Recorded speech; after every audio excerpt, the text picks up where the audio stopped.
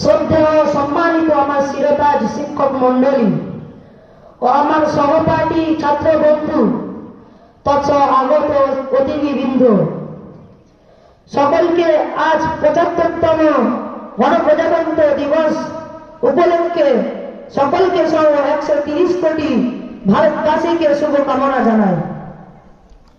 প্রিয়, আজ দিনটি দেশের সকল শ্রেণীর ব্যক্তিবর্গের অধিকার দিবস। সকলকে এই দিবস পালনের সাথে সাথে অঙ্গীকারবদ্ধ হতে হবে, জীবন দিয়ে সংবিধান রক্ষা করতে হবে। প্রিয় সুধী, আজ আমি এই দিনটিকে কেন্দ্র করে ও সংবিধান কার্যকরের বিবিধ পর্যালোচনা শুরু করছি। ওমা তাওফীকি ইল্লা বিল্লাহ।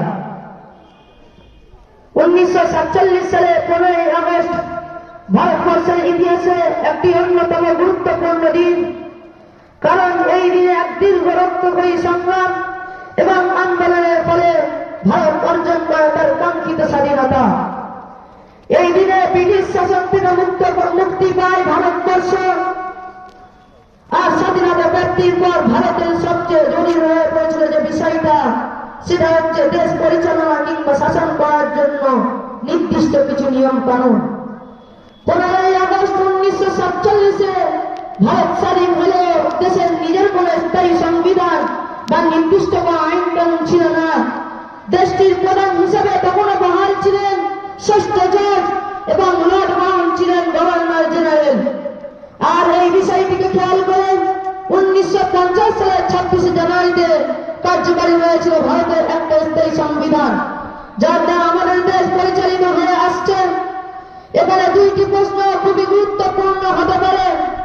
তার একটি হচ্ছে 1947 সালের 15ই আগস্ট থেকে নিয়ে 1950 সালের 26শে জানুয়ারি পর্যন্ত আমাদের দেশ কিসের ভিত্তিতে পরিচালনা হতো, এবং আরেকটি প্রশ্ন হচ্ছে আমাদের দেশের সংবিধান কার্যকারী হয়েছিল একটা নির্দিষ্ট দিনে, অর্থাৎ 1950 সালের 26শে জানুয়ারিতে। দিনটা 1950 সালের 26শে জানুয়ারিতে বা হলো কেন, অন্য দিনে নয় কেন? এই প্রশ্নের উত্তরে বলতে হয়, আমাদের দেশ ভারত যখন ব্রিটিশ শাসনের অধীনে ছিল তখন একটা আইনের মাধ্যমে আমাদের দেশকে পরিচালনা করা হতো।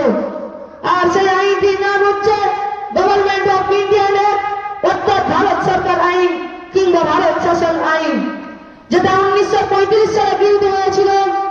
তারপর থেকে অর্থাৎ 1935 সালের পর থেকে নিয়ে 1950 সালের